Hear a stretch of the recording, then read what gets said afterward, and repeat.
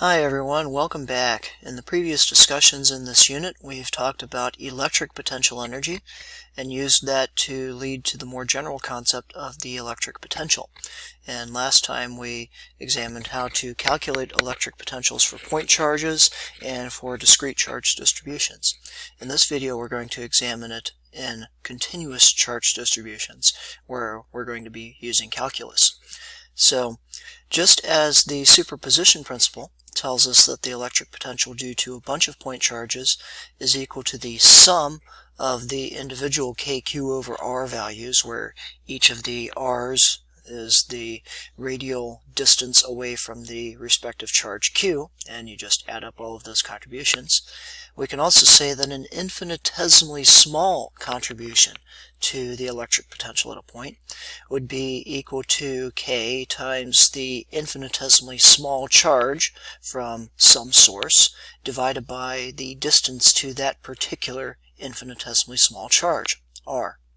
So given that, if we want to know the overall electric potential due to some continuous charge distribution, we just add up all of the small contributions from the small charges. We call that taking an integral. So we slap an integral sign in front of it and add them up. So this puts us back into familiar territory. In order to get the contribution for the entire charge distribution, we add up the contributions of each of the little bitty charges. Now keep in mind that one of the things that has made calculations with the electric potential easier than those of the electric field is the fact that there is no vector nature to the electric potential. We will, in the next chapter, introduce a vector nature, but only in the context of talking about the electric field. We will make a connection between calculating an electric potential and calculating an electric field, and that's going to be the subject starting in our next video. But so far, we're still just stuck with one dimension. So let's take an example. Calculate the electric potential at a position x greater than 0 along the x-axis, the positive x-axis, if a bar of length L and uniformly distributed charge capital Q lies on the x-axis with the right end of the bar at the origin. In other words, something like this. So, let's get our bearings straight. We've renamed our axes because what we're going to say is that we want to know the electric potential at a point x. So we don't want our point to have the same name as our axis. So we've renamed our axes the x prime and the y prime axis. Of course, we didn't really need to rename the y axis because nothing changes in a y, but whatever, we'll just be consistent, you know. So the potential contribution from, say, this point that's at a distance r away is going to be k dq over r, where r is equal to x minus x prime, where x prime is the coordinate at which this particular little bitty charge that's pointed by this arrow happens to lie. So with that in mind, we say, okay, we're going to add up all of those results. Well, how much charge is there? What is the value of dq that is there? Well, the amount of little bitty charge on something that has a one-dimensional charge distribution, that is a bar of charge, is equal to the charge density times the amount of space that that point takes up. But if it's one dimension, the amount of space that it takes up is just dx prime. Or it could have been dx if I hadn't renamed my axes. And the density of charge there is equal to the charge per unit length. Since it's one-dimensional, it's charge per unit length. If it was two-dimensional, it would be charge per unit area, and the amount of space it would take up would be dx dy, or something like that. Or dA, which might have some spherical or circular symmetry. Now, since this bar has the charge uniformly distributed, the charge per unit length lambda is just equal to the charge of the whole bar divided by the length of the whole bar. Uniform distribution makes things easy. So there's our lambda. That didn't take too much trouble. So we plug it in. It's big Q over big L. So we plug that whole thing in for dq. dq is big Q over big L times dx prime. So that is being plugged in for dq right here. The r, again, is x minus x prime, where x is where we're at, x prime is the location of where that little bitty charge is. And we need to add up the contributions of all of those little dq's at all of the different values of x prime, going from x prime equals negative L to 0. So that's what we've done with this integral sign here. Now, there we have it. That's our expression. To solve this integral, this is an easy u substitution, where we let u equal x minus x prime, and then du is negative dx prime. And upon doing that, our bounds get renamed. So we're going to run u from x plus L to x, and we have a negative sign there.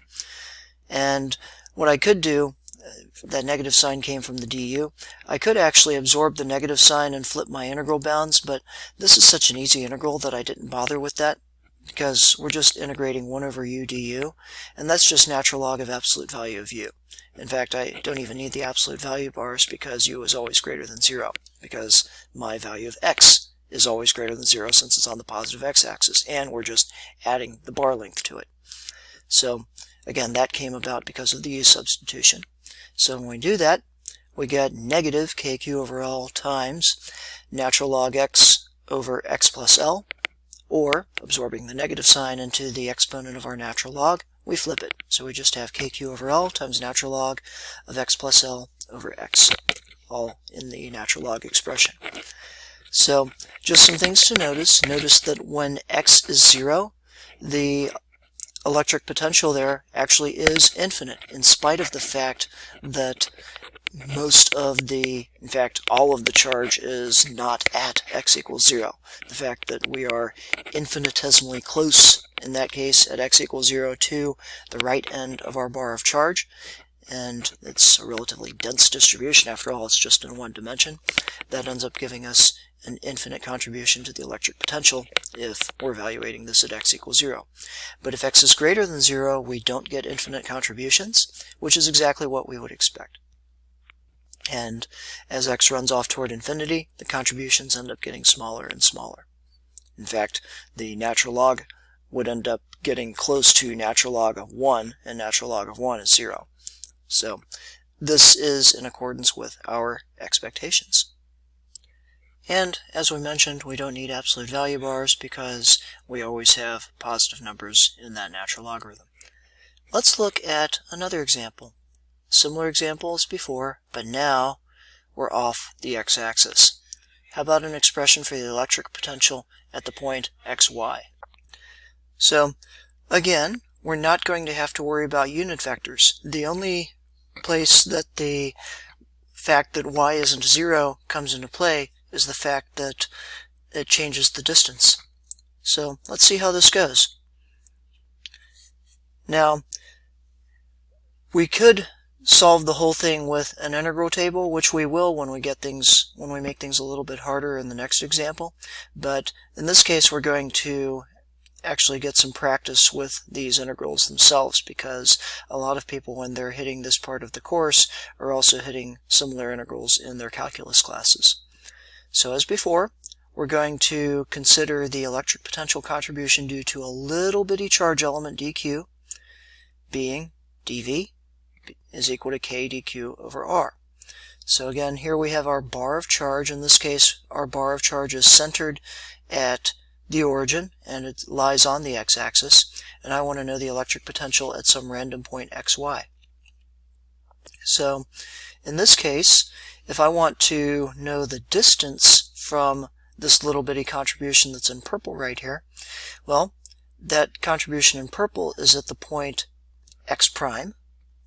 So the x distance is going to be x minus x prime, and the y distance is just y. So the Pythagorean theorem tells us that r is the square root of x minus x prime squared plus y squared. So from that, since we know that dq is lambda dx prime, and again, this is a uniform distribution of charge, so lambda is q over L. The next example will be a situation where it's not uniform. So just plugging in these expressions into our dv equals k dq over r. dq is q over L dx prime, so there's our q over L dx prime. There's the k right here, which we could have taken out of the integral. And then the denominator has our r. and we want to add up all of the contributions between x prime is negative L over 2 and L over 2. In other words, we don't want this to be valid. We don't want this expression to be valid for any other values of x prime. Now again, we could look this up in the table, but we can first start off with an easy u substitution and then see how far we can get. So we're going to let u equal x minus x prime, just like last time in the last example, and then du is negative dx prime. So when we do that, we end up transforming into this integral. Uh-oh, I'm writing small. Run away, I'm writing small. It's going to be nasty. Not too nasty. So here's our integral, and this looks like an easy trig substitution integral. In fact, it is an easy trig substitution integral, where we're going to let u equal y tan theta, and that would mean that du is y secant squared theta d theta. And on doing that, we end up also renaming our bounds. So if u is y tan theta, well, the bottom bound is u equals x plus L over 2, so apparently x plus L over 2 is equal to y tan theta. So x plus L over 2 over y is equal to tan theta, so theta for the lower bound must be the arctan of x plus L over 2 over y. And similarly for the top bound as well. So our du is plugged in, our expression for u in the denominator is plugged in, and we can pull out a factor of y, and when we do that, we get a y in the numerator canceling the y in the denominator. Now the denominator in that case would become the square root of 1 plus tan squared theta, or tan squared theta plus 1. But hopefully you remember back from kindergarten trigonometry that tangent squared theta plus 1 is equal to secant squared theta. And the square root of secant squared theta is secant theta. So remember, we've already canceled our y's, so what we're left with is secant squared theta in the numerator, d theta, divided by secant theta in the denominator. Remember, we took a square root.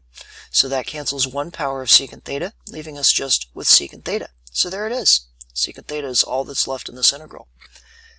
And we've employed a cute little trick in evaluating this integral before, back in the chapter 26 discussion.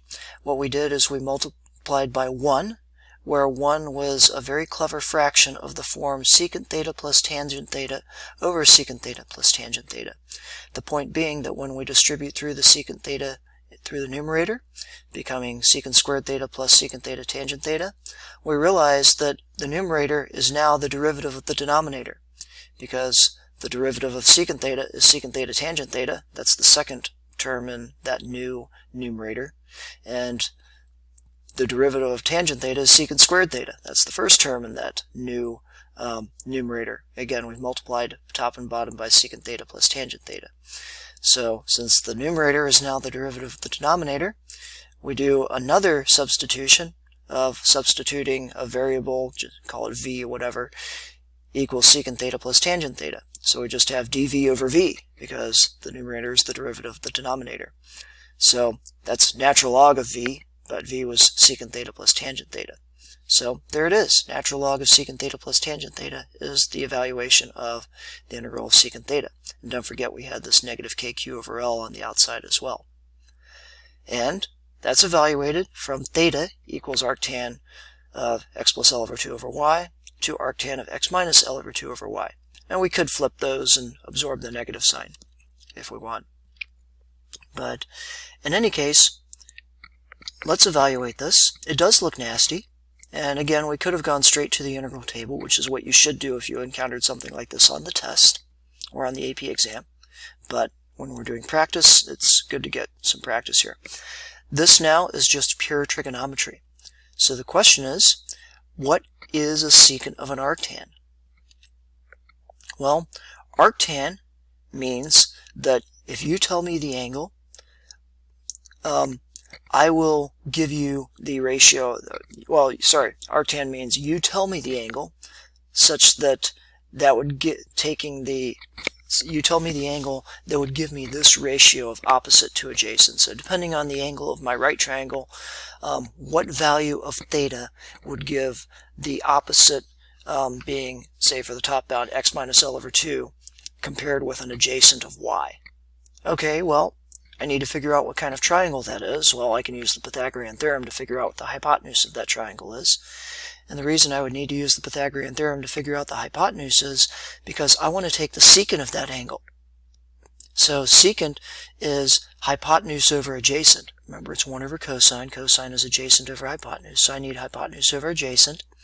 So the hypotenuse of such a triangle would be given by, well, the square root of the numerator squared plus the denominator squared. After all, opposite over adjacent for that tangent. So the hypotenuse apparently is square root of y squared plus quantity x minus L over 2 squared. So I'm going to take the secant of that. Taking the tangent of these arctans, well, that's easy. You just end up with the thing in parentheses by itself. So let's evaluate this. So there's our hypotenuse form. And if we want to simplify things, we can. So secant of arctangent of A over B is therefore, so remember arctan, that would be a triangle with hypotenuse square root of A squared plus B squared. So the secant of that would be square root of A squared plus B squared over B. So we're just left with 1 plus A squared over B squared under the square root. So that's how we do the secant part. And then for the tangent part, we just have that bound without the parentheses, without the arctan. So, and I multiplied top and bottom by 2 just to make it look a little bit prettier so that we don't have fractions of fractions. So there's the top bound, there's the bottom bound. Now technically it would actually be okay to leave the function like this, because you know that I yell at people when they try to say, okay, natural log of 6 minus natural log of 3, or sorry, natural log of y minus natural log of x, or something like that, when y and x have dimensions, because natural log, by definition, has to be dimensionless. So you would write that as natural log of y over x. But here, this is already dimensionless, so it's actually perfectly okay to leave this as is. But just to make things prettier, we'll simplify that and make it look like that. I think that looks prettier. I don't know about you. I think this final expression looks prettier than what I had before. So there is our answer. That is the electric potential at some arbitrary x and y value for a bar of charge on the x-axis centered at the origin. Does this make sense? Well, notice that it doesn't really matter whether our x or y are positive or negative, because those contributions, whether they're positive or negative, are going to end up canceling out due to the symmetries of this expression. So that itself is kind of nice, as they should be. In other words, the electric potential, remember, has no vector form. So replacing x with negative x and y with negative y should end up giving the same answer. And you can kind of see that that's going to happen in this situation. So in any case, there's our example. But again, this was a uniform charge distribution. Let's see what happens if we have a non-uniform charge distribution. Calculate the magnitude of the electric field at any point along the axis of a disk of radius big R and charge big Q, where the charge is distributed such that its density decreases uniformly from the center of the disk down to 0 at the edge. So, we need to normalize an expression that would represent this charge distribution. So, we're told that the charge distribution is such that its density decreases uniformly from the center of the disk down to 0 at the edge. Well, that means that when little r is equal to big R, it needs to be 0. So plug in little r equals big R, that works out. And when we're at the center, it needs to be at a maximum, plug in r equals 0, that works out. It needs to decrease uniformly, so the fact that it's minus r as opposed to minus r squared or anything like that is also consistent with this. So the surface charge density eta is proportional to big R minus little r. Well, what's the proportionality constant? I'm going to call it capital B. The reason I'm not going to call it capital A is because we don't want it getting confused with area. So I'm going to call it capital B. So here's the idea. What we want to do is, I'm going to call this at this particular point over here. We want to evaluate, in this case, not the electric field, but the electric potential due to this little ring. Well, this little ring has a certain amount of charge in it equal to eta times dA, where dA is equal to the circumference times the thickness, the infinitesimally small thickness, 2 pi r dr. So, as long as I know what eta is, I'm fine. Well, I don't know what eta is because I don't know what B is, but I do know that B must have just the right value such that when I add up all of these contributions for the actual charge, I need to get a total charge of capital Q. So let's do that. Capital Q must be equal to the sum of all of the little bitty baby dQs. Well, dQ is eta dA, and I'm saying that eta is represented by this constant B times big R minus little r. And remember, dA is 2 pi r dr. So the B comes out, so it's the 2 pi, and now this becomes a kindergarten integral, because this is just a polynomial. We have big R times little r minus little r squared. So big R times little r integrated out becomes big R times little r squared over 2. Little r squared integrated out becomes little r cubed over 3. And I want to evaluate this going from little r equals 0 all the way out to the edge of big R to give the total charge. So, again, this is equal to the total charge. And plugging in our values here, this should actually say big R cubed right here. So I'm going to do the magic little formula for Microsoft PowerPoint of fix it. And just like that, it's fixed. So we have a half minus a third, that's called a sixth.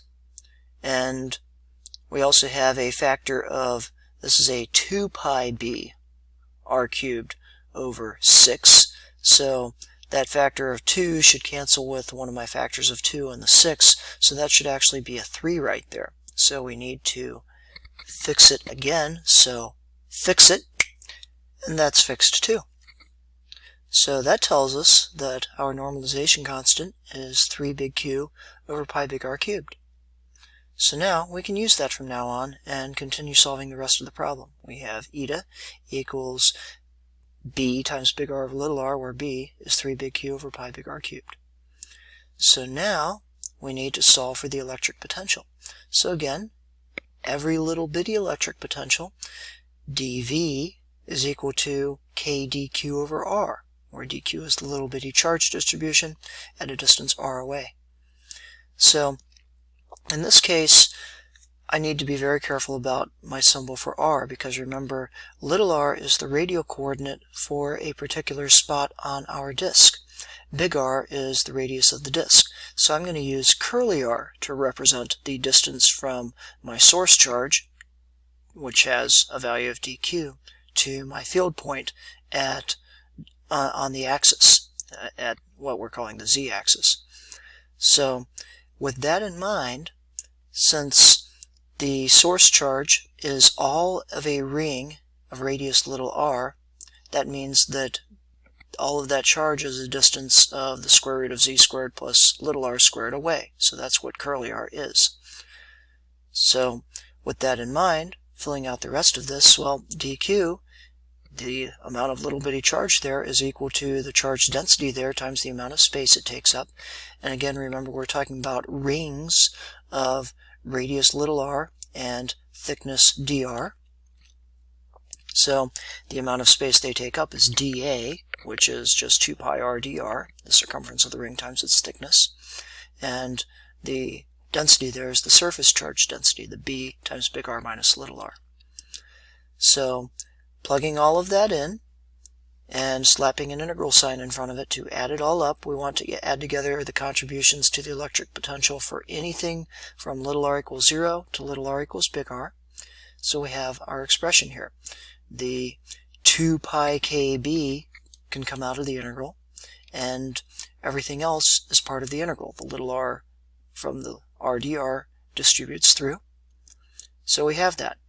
And since we've already practiced evaluating things by U substitution in this video and by trig substitution in this video, we're actually going to look this up in an integral table. So After looking it up in an integral table, we find that these integrals evaluate like this. So in other words, the big R little r over the square root of z squared plus little r squared evaluates simply as square root of z squared plus little r squared, which kind of makes sense because you can imagine doing a u substitution here and seeing a u over square root of u there. But in any case, we still need to plug in the correct bounds, which are the bounds of the integral. That's how it works when you use integral tables. You use the value from the integral table, and if it's a definite integral, then you get rid of the plus c and you just evaluate it using the bounds that you had on your original integral. And when we plug in our integration bounds here, we end up eventually evaluating the whole thing as this, after we plug in our big B being 6 big Q over pi big R cubed. We cancel, 3 big Q over pi big R cubed. We cancel a factor of pi, and the 3 times the 2 makes a 6. Now, it's really tempting to try to cancel a factor of r here as well, because there's a factor of big R here and a factor of big R here, but there isn't a factor of big R out in front of the natural logarithm term. So if there was, we could cancel it, but there's not, so we can't. So this is our final expression. So this was an example where we evaluated the electric potential down the axis of a disk of charge that had a non-uniform charge distribution. So it wasn't as bad as one might have expected, because in this case we didn't have to worry about any vectors or symmetries or anything like that. So hopefully this video was informative. Comments and questions in the comment box, and hopefully I'll see you all next time. Thank you for watching.